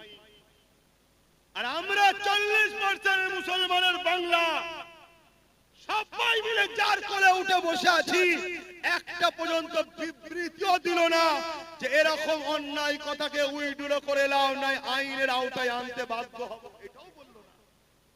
তাহলে কতটা অহংকারী, এ কতটা কোরআন বিদ্বেষী। এই কোরআনের বিরুদ্ধে আবহাওয়া চলছে, এই অবস্থাতে সে কিন্তু তার ধর্মের দুর্গা আলিঙ্গন তৈরি করে নিল। অথচ আমাদের ট্যাক্সের টাকায়, আমাদেরই জনগণের দিয়া হসপিটাল হবার জায়গায় ভাবো, ভাবতে হবে। এ যুবক, তুমি যদি আজ না জাগো, জান্নাত তো পাবে না, তোমার বাচ্চা কোনো ধর্মটাও। আমার কথা যদি কারো সন্দেহ হয়, যে আমার সঙ্গে ডিবেটে বসতে চাই, আমি বসতে রাজি আছি। যে জান্নাত পাবে না, আব্বাস সিদ্দিকী বলেছে, এই কথাতে আমি ডিবেটে বসতে রাজি আছি। আল্লাহ তোমাকে দুনিয়ায় কি জন্য পাঠিয়েছে? কি জন্য পাঠালো? কেন দুটো হাত দিল? কেন দুটো পা দিল? তুমি জানো না? হাত যে জন্য দিয়েছে ওই রাস্তায় যদি কাজ না করতে পারো, পা যে জন্য দিয়েছে ওই রাস্তায় যদি চলতে না পারো, জবান যে জন্য দিয়েছে ওই হক কথা যদি বলতে না পারো, কান যে জন্য দিয়েছে সেই জায়গায় যদি কানের কথা না শোনো, তাহলে আল্লাহ কোরআনে তার সম্বন্ধে কি বলেছে? উলাইকা কাল আনআম। মানুষের মধ্যে কিছু মানুষ আছে, হাত থাকতো তারা জুলুম করে, ইনসাফ করে না, পা থাকতো খারাপ রাস্তায় যায়, ভালো রাস্তায় যায় না, জবান থাকতো আমার বিরুদ্ধে কথা বলে, আমার পক্ষে বলে না, অর্থাৎ ইনসাফের পক্ষে। আল্লাহর পক্ষে বলতে ইনসাফ, মানবতা নাই, সত্যের পক্ষে। আরে বোঝো, দুটো দিক, একটা শয়তানের, একটা রহমানের। কথা বুঝে আসছে না? নাই ফেরাউন শয়তানের দিকে ছিল, মুসা রহমানের দিকে ছিল, নমরুদ শয়তানের দিকে ছিল, ইব্রাহিম নবী রহমানের দিকে ছিল, এদিস শয়তানের দিকে ছিল, হোসাইন রহমানের দিকে ছিল। এইভাবে যুগে যুগে চলে আসছে। আমার গরিবে নওয়াজ রহমানের দিকে ছিল, জালিম শাসক শয়তানের দিকে ছিল, হতবাগ আকবর শয়তানের দিকে ছিল, মুজাদ্দিদ আল ফেসানি রহমানের দিকে ছিল, আমার মুজাদ্দিদ জামান রহমানের দিকে ছিল, জালিম ব্রিটিশরা শয়তান। আজকেও সেই সিলসিলা চলছে না? তুমি মনে করছো ইসলাম মানে শুধু দাড়ি টুপি নামাজ রোজা, এইটাই তো তোমার বড় ভুল হয়ে গেছে। আর এইটা তোমার ভুল নয়, তোমাকে এই জায়গায় নিয়ে যাওয়া হয়েছে। আর এই জায়গায় নিয়ে গেছে কারা? শয়তানেরই অর্থে পরিচালিত একদল মোল্লা মুলি সাহেবরা তোমাকে নিয়ে গেছে। যে মুসলমানকে শুধু মসজিদ চিনা, নামাজ দেখা, রোজা দেখা, দাড়ি দেখা, টুপি দেখা, ওকে মাথায় ঢুকিয়ে দিয়ে ধর্ম মানে এটা। চুরি হচ্ছে রুখতে হবে না, যাওয়ার দরকার নেই। খুন হচ্ছে যাওয়ার দরকার নেই। অন্যায় হচ্ছে যাওয়ার দরকার নেই। রেপ হচ্ছে বলার দরকার নেই। জুলুম হচ্ছে বলার দরকার নেই। আরে তুমি জানো না জুলুমকারী জুলুম করে জাহান্নামে যাবে, জুলুম দেখে যে চুপ থাকবে সেও জাহান্নামে যাবে। আমি এই কথার উপরে বাস করতে রাজি আছি। তোমাদের ঈমানকে মজবুত করার জন্য বলছি যে আব্বাস সিদ্দিকী এরই ফজকে মতো হুজুর কি বলছে হয়তো মনে হতে পারে কারণ অত বড় বড় সব রয়েছে, হ্যান রয়েছে, তান রয়েছে। আমি এই কথাই বাস করতে রাজি আছি। ইসলাম যুগে যুগে অন্যায় সাম্রাজ্যকে মিটিয়ে দিয়ে সর্বধর্মের মানুষের মুখে হাসি ফুটিয়েছে, এর নাম হলো ইসলাম। ইসলাম কখনো কোন ধর্মের উপরে জোর করেনি, কোন ধর্মের বিরুদ্ধে লড়াই করেনি। ইসলাম যতবার লড়াই করেছে সন্ত্রাসদের বিরুদ্ধে, জালিমদের বিরুদ্ধে। আজকে দেখা যাচ্ছে অনেক মন্দিরের পিছনে হাজার হাজার লাশ পাওয়া যাচ্ছে, যাচ্ছে না যায় না? এখন তার বিরুদ্ধে লড়াই করার ইজাজত ইসলাম দিয়েছে। কিন্তু যখনই লড়াই করতে যাবে কেউ যদি বলে ইসলাম হিন্দুদের বিরুদ্ধে, এটা হলো চরম একটা অন্যায়। ইসলাম হিন্দুদের বিরুদ্ধে নয়, ইসলাম খ্রিস্টানদের বিরুদ্ধে নয়, ইসলাম ওই যে ধর্মের নামে যারা নারী দেহ শোষণ করেছে তার বিরুদ্ধে। কথা শুনছেন না শুনেন? হ্যাঁ, আজকে কোন বাবা বলবে যে নারী হলো মজা করার জিনিস। দেখলেন না কিছুদিন আগে মিডিয়াতে বলছিল, দেখেছেন না? দেখলেন একটু হ্যাঁ কি না বলেন, এই নারী কি মজা করার জিনিস? ইসলাম বলছে এরা হলো মানবরূপী পশু, এরা নারীকে সম্মান দেয় না, এরা নারীকে ভোগের জিনিস মনে করে, নারীকে মজার জিনিস মনে করে। এই সকল মানবরূপী পশুদের বিরুদ্ধে লড়াইয়ের নাম হলো ইসলাম। এখন ওই পশুর বিরুদ্ধে লড়তে গিয়ে কেউ যদি বলে আরে আমার ধর্মগুরুর বিরুদ্ধে লড়ছে, তোর ধর্মগুরু একটা ছাগল, নারী কখনো মজা করার জিনিস? তার বিরুদ্ধে তো লড়তে হবে, ঠিক না বেটি? এই ছাগলগুলো দেখছে ইসলামের ঘরের ছেলে যদি জেগে যায় কোরআন পড়ে, তাহলে আমার পাগলামি তো ছুটিয়ে ফেলবে। তাই আগে থেকে কোরআনের বিরুদ্ধে বলে, ইসলামের বিরুদ্ধে বলে ইসলামকে মিটাবার চেষ্টা করছে। কেন? ওদের হাতে রাজ পাওয়ার আছে, যে মিটিয়ে দে, থাকবে না বাঁশ, না থাকবে বাঁশ। কথা বুঝে আসছে না? এই জায়গায় দাঁড়িয়ে থেকে বলো তোমার আমার ডিউটি আছে না? আব্বাস সিদ্দিকী কি করছে? আব্বাস সিদ্দিকী যতটুকু ক্ষমতা যে করছে বলছি। আজকে সেই জায়গায় তোমরা যদি যে ক্ষমতাটা আল্লাহ তোমাদেরকে দিয়েছে ওই ক্ষমতা যদি ঠিক জায়গায় প্রয়োগ করতে পারো, তাহলে আমরা আরো শক্তিশালী হব না? হব না? কথা বলো, শক্তিশালী হব না? হব না? তাহলে আমরা যদি আরো শক্তিশালী হতে পারি, তাহলে জালিমদের বিরুদ্ধে আরো সোচ্চার হওয়ার ক্ষমতা পাবো না? আমি আবার একবার বলছি, আমরা সবাই বাপ আদম, মা হাওয়া সন্তান। হিন্দুরা আমার ভাই বোন, আদিবাসীরা আমার ভাই বোন, দলিতরা আমার ভাই বোন, সাঁওতালরা আমার ভাই বোন, মতুয়ারা আমার ভাই বোন। তোমরা মানো চাই না মানো, আমি তাদেরকে ভাই বোন বলে মানি। কেন? তাদেরও বাপ যে আমারও বাপ সে, তাদেরও মা যে আমারও মা সে। প্রথম বাপ মা আদম আর হাওয়া থেকে পৃথিবীতে মানুষ্য জাতি তৈরি হয়েছে। কোন হিন্দু, আদিবাসী, দলিত, সাঁওতাল, বাগদির সঙ্গে আমাদের লড়াই নয়। সে কি ধর্ম, তার কি খাবে, তার কি পছন্দ, তার কাছে। কিন্তু কেউ মুসলমান হয়েও যদি নারীকে উপরে জুলুম করে, তার বিরুদ্ধেও যেমন যুদ্ধ করতে হবে। সে যে কোনো ধর্মের হোক, নারীর উপর জুলুম করলে তার বিরুদ্ধে লড়াই করতে হবে। শুনছেন না? শুনুন। কেন? নারী মায়ের জাত, ও ধর্ম কি আমি দেখবো না? আমার মায়ের জাতের উপরে জুলুম হয়েছে, সে মুসলমান মেয়ে হলে তার পাশেও দাঁড়াবো, অমুসলিম মেয়ে হলে তার পাশেও দাঁড়াবো। তাই আজও এতদিন হয়ে যাওয়ার পরে তিলোত্তমা বোনকে তো কম বেশি সবাই ভুলে গেছে, কিন্তু নওশাদ তার নামে এখনো ব্যানার টাঙিয়ে রক্তদান শিবির লড়াই এখনো করছে না, করে না? কারণ নওশাদকে এই শিক্ষাটা মোহাম্মদ রসুল দিয়েছে। বুঝে আসছে না? হ্যাঁ, অনেকে ভুলে গেছে, অনেক হুড়োহুড়ি করেছিল, অনেকে সব ভুলে গেছে। কি গো, ভুলে গেছে না? যাই না, কিন্তু না, সে কোন ধর্মের, কি তার পছন্দ, তার কি খায়, সে কি ধর্ম করে, কাকে উপাসনা করে, ওটা আমার দেখার বিষয় নয়, ওটা স্রষ্টা দেখবে। কিন্তু এতটুকু জানি, সে একজন সৎ ভদ্র, একটা মায়ের জাত, মানুষের সেবা করতে, একটা লেডি ডাক্তার। তার উপরে জালিমরা জুলুম করেছে, এই জালিমদের বিরুদ্ধে লড়াই করে বোনের পক্ষে থাকাটা হলো ইসলাম। আমি বুক ঠুকে বলে যাচ্ছি, এতগুলো ক্যামেরায় রেকর্ড হচ্ছে, আপনারাও শুনছেন। কোন যদি মায়ের বেটা মনি সাহেব থাকে, আমার এই কথাকে কেটে দিক, যেটা ইসলাম নয়। আমরা মনে করি শুধু মসজিদে যাও, আল্লাহু আকবার, হয়ে গেছে ইসলাম।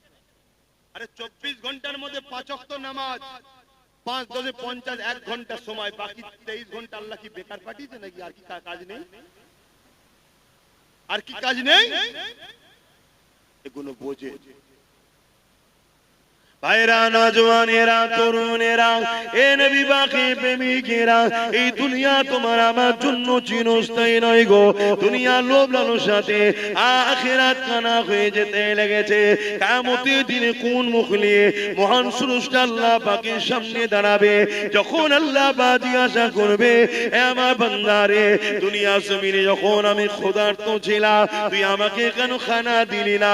দুনিয়া জমিনে যখন আমার পরনার কাপড় ছিল না, তুই আমাকে কেন কাপড় দিলি না? দুনিয়া জমিনে যখন আমার উপরে জুলুম হয়েছিল, তুই কেন আমার সাথটা দিলি না? ওই সময় বান্দা বড় অবাক হয়ে যাবে। ও রব্বি আল্লাহ পাক, আপনাকে আবার ক্ষুধার্ত কেন লাগবে? আপনি তো কায়নাতকে পালন করেন, আপনি তো রব্বুল আলামিন, তামাম আলমের পালন কর্তা, আপনাকে আবার কেন ক্ষুধার্ত লাগবে? আমার আল্লাহ পাক বলতে লাগবে, বান্দারে, দুনিয়া জমিনে যখন তোর প্রতিবেশী আশেপাশে গরীব বান্দা বান্দি কোনো ক্ষুধার্ত ছিল, ওদেরকে যদি খানা দিতি, ওটা আমারই সৃষ্টি, আমারই বান্দা, তাহলে আমি আল্লাহ আমাকে খানা দিয়া হতো। ওরে আমার বান্দা বান্দিরে, দুনিয়া জমিনে যখন কোন গরীব অসহায় এতিমের পরনে কাপড় ছিল না, তুই যদি তাকে কাপড় দিতি, ওটা আমার বান্দা আমাকেই দিয়া হতো। দুনিয়া জমিনে যখন আমার কোন বান্দা বান্দির উপরে জুলুম অত্যাচার হয়েছিল, বান্দারে, তুই যদি আমার বান্দা বান্দির পাশে দাঁড়িয়ে জালিমদের বিরুদ্ধে লড়াই করতি, ওরে আমার বান্দা বান্দিরে, ওটা আমারই বান্দার পাশে দাঁড়ালি, আমি আল্লাহ আমারই পাশে দাঁড়ানো হতো।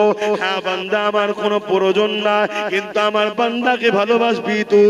তাই রাসূলুল্লাহ জানিয়ে দিলে, আল্লাহ পাকে যদি দয়া পেতে চাও, আল্লাহ বান্দাদের উপরে দয়া করো, আল্লাহর সৃষ্টির উপরে দয়া করো। সে হিন্দু হতে পারে, সে বিপদে বললে তার উপরে দয়া দেখাও। কেউ আদিবাসী হতে পারে, সে মুসিবতে বললে তার উপরে দয়া দেখাও। কেউ গরিব যে কোনো ধর্মের হতে পারে, তার পাশে দাঁড়াও। এর নাম হলো ইসলাম। ইসলাম কখনো জুলুম করা শেখায় না। ইসলাম বলেছে জালিমদের বিরুদ্ধে মজবুত হয়ে লড়াই করো। আজকে আমি দেখতেছিলাম সোশ্যাল মিডিয়ায়, এমন করে একটা আইল্যান্ড রয়েছে কোন একটা দেশে, ওই দেশে আইল্যান্ডের মধ্যে 13-14 বছরের ছোট ছোট মেয়েগুলোকে তুলে নিয়ে যে বন্দী করা হয়, এবং ওই মেয়েদের ঘরে ইনজেকশন দিয়ে, বিভিন্ন নেশা দিয়ে, পৃথিবীর বিখ্যাত বিখ্যাত দেশের রাজা মন্ত্রী সেলিব্রিটি যাদেরকে বলা হয়, ওই 13-14 বছরের মেয়েগুলোকে ওই আইল্যান্ডের মধ্যে নিয়ে যে শোষণ করে। আজকে মুসলিম শুধু নয়, মানবতাকে জিজ্ঞাসা করি, যারা বাচ্চা বাচ্চা মেয়েদের ঘরে 13-14 বছরের মেয়েকে তুলে নিয়ে যে আইল্যান্ডের মধ্যে নিজের নফসের খিদে মিটাবার জন্য, নিজের হাবাসকে মিটাবার জন্য, নিজের শরীরের চাহিদা মিটাবার জন্য, এই ফুটফুটে বাচ্চা মেয়েগুলোকে ইনজেকশন দিয়ে, নেশা দিয়ে দিনের পর দিন শোষণ করে, রেপ করে, পরবর্তীতে তাদেরকে মেরে দেয় বা মরে যায়। কত অত্যাচার না হয় বলো? এদেরকে মেরে দেওয়া দরকার আছে না? না, এটাই ইসলাম বলেছে, জালিমদেরকে যেখানে পাবে, এমন করে মুশরিক জালিমদেরকে যেখানে পাবে তাদেরকে হত্যা করো। কেন সেই সময়ে ওই জালিমদের চরিত্র এমন ছিল, বাজারে নারীদেরকে নিলামে তুলতো, বাচ্চা বাচ্চা কন্যা করে জ্যান্ত মেরে দিত। এ আজকের জালিমরা শোন, তোরা আজকে সেই জালিমদের জালিম প্রমাণ দিয়ে দিলি, কোরআনের বিরোধী করে প্রমাণ করলি। আজকে দিনে তোরা হলে সেই নারীদের শোষণ, সেই দিনে যেমন ছিল আজকে দিনে তোরা তার প্রমাণ দিলি। তাই কোরআন কখনো জুলুম করতে শেখায় না, কিন্তু কেউ যদি জুলুম করে তাকে মাফ করতে শিক্ষা দেয় রে।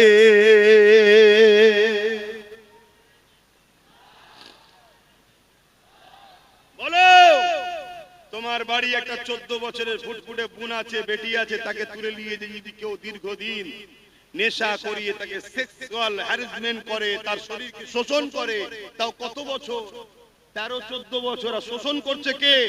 40-50 বছরের বয়স্ক লোকেরা, যারা পৃথিবী বিখ্যাত বিখ্যাত দেশের প্রেসিডেন্ট, পৃথিবীর বিখ্যাত বিখ্যাত সেলিব্রিটি। বলো, এই সকল মানবরূপী পশুদের বিরুদ্ধে কোরআন যদি বলে এদেরকে যেখানে পাবে সেখানে হত্যা করো, সেই সময় যারা ছিল কোরআন এটা ভুল বলেছে। এইটাকে যারা রোধ করতে চাইবে, জানতে হবে আজকের দিনে তারাও কিন্তু ওই সকল গোপনে কোনো না কোনো বেটিকে শোষণ করছে। তাই এই আয়াত তাদের গায়ে লেগেছে। আওয়াজ দিয়ে বলো, ঠিক না বেটে? তাহলে বলো, আজকের এই জালিমদের বিরুদ্ধে আমরা দেশের আইনকে সম্মান দিয়ে এদের বিরুদ্ধে আমাদের ক্ষমতা দখল করে এদেরকে আইনের আওতায় আনার জন্য আগামী দিন লড়াইয়ের জন্য কারা প্রস্তুত? হাত তুলে দেখান, হাত লম্বা করে তোলেন, হাত তুলে রাখেন। গরিবদের জন্য লড়বে, আওয়াজ দিয়ে বলুন, গরিবদের জন্য লড়বে, এতিমদের জন্য লড়বে, নারীদের জন্য লড়বে, বিধবাদের জন্য লড়বে, জালিমদের বিরুদ্ধে লড়বে, এতিমদের পক্ষে লড়বে। যারা সন্ত্রাস হবে, দেশের সঙ্গে গাদ্দারি করবে, নারীদেরকে শোষণ করবে, বাচ্চা বাচ্চা কন্যাদেরকে রেপ করছে, এদের বিরুদ্ধে কঠোর আইন তৈরি করার জন্য আপনারা আগামী দিন লড়বেন। আপনার শুধু নামাজ ধর্ম শিখিয়েছে? হ্যাঁ, নামাজ পড়লে তো নিজের লাভ হলো, সমাজের কি লাভ হলো?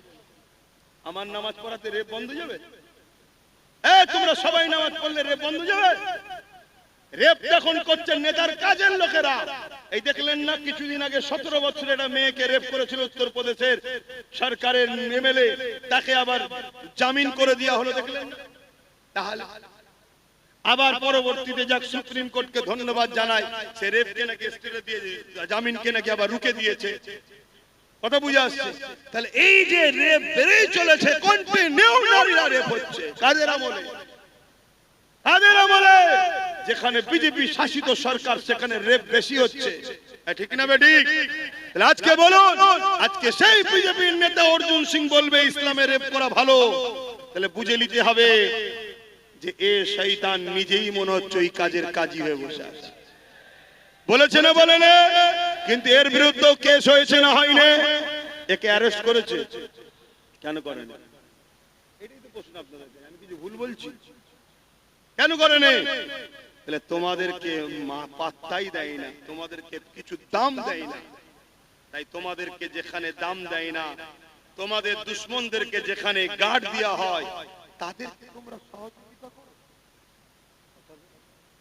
আগামীতে করবে, আগামীতে সহযোগিতা করবে। বন্ধ করলে গরম হচ্ছে, খুলে দিলে ঠান্ডা হচ্ছে। বলো, সহযোগিতা করবে? আগামী দিন তাহলে রেপিস যারা হবে তাদের সর্বোচ্চ শাস্তির প্রয়োজন আছে না না? আজকে আইন করা হচ্ছে কি করে ওয়াকফকে লুটা যায়, আইন করা হচ্ছে কি করে ওয়াকফকে লুটা যায়, কিন্তু আইন করা হচ্ছে না কি করে রেপকে বন্ধ করা যায়। আইন করা হচ্ছে কি করে আদানি আম্বানিকে দেশের সম্পদগুলো তুলে দেওয়া যায়, কিন্তু আইন করা হচ্ছে না কি করে দেশের বেটিদেরকে বাঁচানো যায়। তাহলে আজকের ক্ষমতায় আসনে বসে আছে কারা? এটাও তো দেশের নাগরিক বেটিদেরকে ভাবা দরকার আছে না না? আজকে আমার রাজ্য সরকার আইন করছে ওবিসি কে ব্যান করে, ওবিসি কে শেষ করে মুসলমানদের রুজি রুটি চাকরি পড়াশোনাকে শেষ করে দেবো। কিন্তু রাজ্য সরকারও কখনো বিল পাস করলো না যে কেউ রেপ করলে তাকে শাস্তি 24 ঘন্টার মধ্যে দেওয়া হবে, এটা বিল পাস করে। উপরন্ত আমার রাজ্য সরকার তিলক তোমার আসামিকে বাঁচাবার জন্য সুপ্রিম কোর্টে কোটি কোটি আমাদের ট্যাক্সের টাকা দিয়ে কেস চালাচ্ছে। বলো এই রেপিস্টদের সাপোর্টকারী সরকারদের ঘরে কোন উম্মতে মুহাম্মাদি সাপোর্ট করতে পারে? এগুলো ভাবতে হবে, এগুলো ভাবানো দরকার আছে না? না, এতে অসুবিধা হচ্ছে কেন? তোমার ঘরেও বোন আছে, তোমার নাতি পুতনি আছে, নাতনি আছে। সমাজে যখন চরিত্রহীন হিংস্র মানবরূপী পশুদের সংখ্যা বেড়ে যাবে, যে রেপ করলে শাস্তি হচ্ছে না, ভালো ছেলেও আগামী দিন রেপিস হতে তখন বাধ্য হয়ে যাবে। এটা ভালো একটা চলছে, তাহলে সেই রেপিসের হামলায় কাল তোমার যখন ফুটফুটে 10-12 বছর 14 বছর 15 বছরের মেয়েটা রক্তাক্ত হয়ে রাস্তার কোন ধারে কি আলে খেতে পড়ে থাকবে, সেই দিন কি তুমি জাগবে? তুমি আজ ভাবছো আমার তো সন্তান নেই, আরে জঙ্গল যখন ঘন হয়ে যাবে কাটতে তখন কষ্ট অনেক দিন হবে, কাল তোমার বিয়ে হবে, কাল তোমার কন্যা সন্তান হবে। তাহলে বলো এই জঙ্গলকে এখনই পরিষ্কারের দরকার আছে না? না, আসো তাদেরকে সাথ দাও। যদি আল্লাহ কোনদিন আমার ভাইকে ক্ষমতায় নিয়ে আসে, আমি তাকে তো বলবো যে তোকে আল্লাহ যখন ক্ষমতা দিয়েছে মায়ের জাতের জন্য আইনটা পাস কর, যে রেপিস যদি কেউ রেপ করে কোর্ট মনিটরিং করে 24 ঘন্টার মধ্যে সে বেটাকে ঝুলিয়ে দাও। কথা বুঝে আসছে না? নাই এবারে সঙ্গে বলবে সংবিধানে তো এটা নেই, আরে সংবিধানে তো এটাও নেই কারো ওয়াকফকে ঝেড়ে খাওয়া যায় না। এটা করছে না, করে না। তাহলে মায়ের জাতের জন্য যদি লড়াই করতে হয় তখন তো সংবিধান মনে পড়ে। সংবিধান বলেছে নাকি রেপিসদের ফুলের মালা পরাও? যাক, আপনাদের অসুবিধা হচ্ছে, তাহলে বলুন আগামী দিন আমাদেরকে এই লড়াই আরো জোর বাড়াতে হবে। এই লড়াইয়ে আমাদের বিরোধী হবে কারা? যারা রেপিসদের পক্ষে তারা। এই শুনছেন তো নাকি? এই লড়াই আমাদের বিরুদ্ধে দাঁড়াবে কারা? যারা মাতাল তারা। এই লড়াই আমাদের বিরুদ্ধে দাঁড়াবে কারা? যারা কোরআনের দুশমন তারা। এই লড়াই আমাদের বিরুদ্ধে দাঁড়াবে কারা? যারা গরিবদের শোষণকারী তারা। শুনছেন তো? এই লড়াই আমাদের বিরুদ্ধে দাঁড়াবে কারা? যারা দেশের সংবিধানকে মিটিয়ে দিতে চায়, দেশকে ধ্বংস করতে চায়। এই লড়াই আমাদের বিরুদ্ধে দাঁড়াবে কারা? যারা মানবতার বিরুদ্ধে, সভ্যতার বিরুদ্ধে, ইনসাফের বিরুদ্ধে, গরিবের বিরুদ্ধে, এতিমের বিরুদ্ধে, অসহায়ের বিরুদ্ধে। তাদের সঙ্গে আমাদের লড়াই হবে। তোমার আমার পাড়াতেও এরকম গাদ্দার মুসলমান থাকলে থাকতেও পারে। তাদের বিরুদ্ধে লড়াই করতে গিয়ে তোমার আমার হাত কাঁপবে না তো? আওয়াজ দিয়ে বলো, কাঁপবে না তো? ওই বাচ্চা বাচ্চা কন্যাগুলোর কথা ভাবো, যেগুলো তোমাদের এসেছে বা আসবে। ভাবো কত বড় লজ্জার কথা, একটা মহিলা মুখ্যমন্ত্রী হয়ে কোন জায়গায় রেপ হলে তার রেড দিচ্ছে। এটা কি লজ্জার কথা নয়? জায়গা হচ্ছে না, যে কথা হচ্ছে, ওরা ওদের ঠিক বসে যাবে, তুমি আমার কেন? আমি সংক্ষেপ করবো না, আমার কথা অসুবিধা হলো কারো? অথচ আল্লাহ নবী জানিয়ে দিলে কারো ঘরে যদি একটা কন্যা সন্তান হয়, এই প্রথম কন্যা সন্তানের মানে এই বাপকে, ওই দাম্পত্য জীবনকে, ওই বাপকে মহান স্রষ্টা রব্বুল আলামিন কন্যা সন্তান দিয়ে জান্নাতের পয়গাম পৌঁছে দিয়েছে। আল্লাহ নবী আরো জানিয়ে দিলে আমার সাহাবারা কারো ঘরে যদি পরপর দুটো কন্যা সন্তান হয়, ওই বাপ কন্যা সন্তানগুলোকে পেয়ে নারাজ না হয়ে যায়, ওই কন্যা সন্তানগুলোকে নিয়ে আনন্দ খুশি করে, নিয়ামত মনে করে তাকে লালন পালন করে বড় করে বিবাহটা দিয়ে দেয়। আমি রাসূলুল্লাহ জানিয়ে দিই, ওই দুই কন্যার বাবা আর আমি রাসূলুল্লাহ তাদের সম্বন্ধে জানিয়ে দিলাম।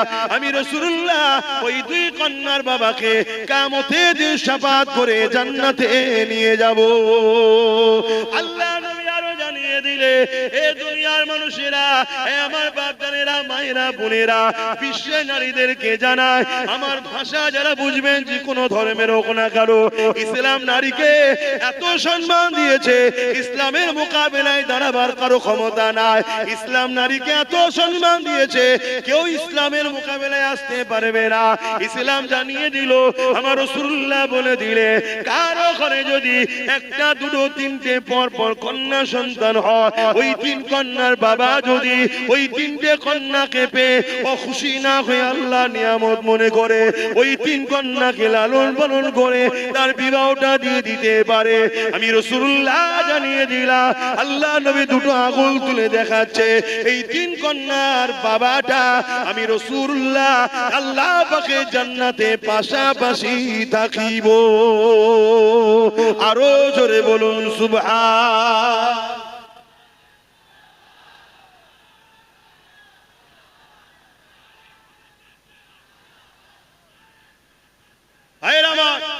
ভাবতে হবে, সেই ইসলামের উপরে মিথ্যাচার হচ্ছে কি? ইসলামে নাকি রেপ করা ভালো। যে ইসলাম নারীকে এত মর্যাদা দিয়েছে, একটা একটা নারী একটা একটা জান্নাত, বলুন সুবহানাল্লাহ। যে ইসলাম নারীকে এত মর্যাদা দিয়েছে, আল জান্নাতু তাহতা আকদামুল উম্মাহাত, প্রত্যেকটা পুরুষের জান্নাত নারীর পায়ের তলায়, সেই নারীটা হলো সেই পুরুষের মা, জোরে বলুন সুবহানাল্লাহ। যে ইসলাম নারীকে এত মর্যাদা দিয়েছে, শ্রেষ্ঠ পুরুষ ওই ব্যক্তি যাকে তার স্ত্রী সার্টিফিকেট দেয়, নারী হলো স্ত্রী সার্টিফিকেট দেয় যে আমার স্বামী ভালো, সে হলো শ্রেষ্ঠ পুরুষ। ইসলাম নারীকে এত মর্যাদা দিয়েছে, সেই ইসলামের উপরে মিথ্যাচার করছে, এর কারণ একটাই, এরা জেনে নিয়েছে পাওয়ার আমাদের হাতে।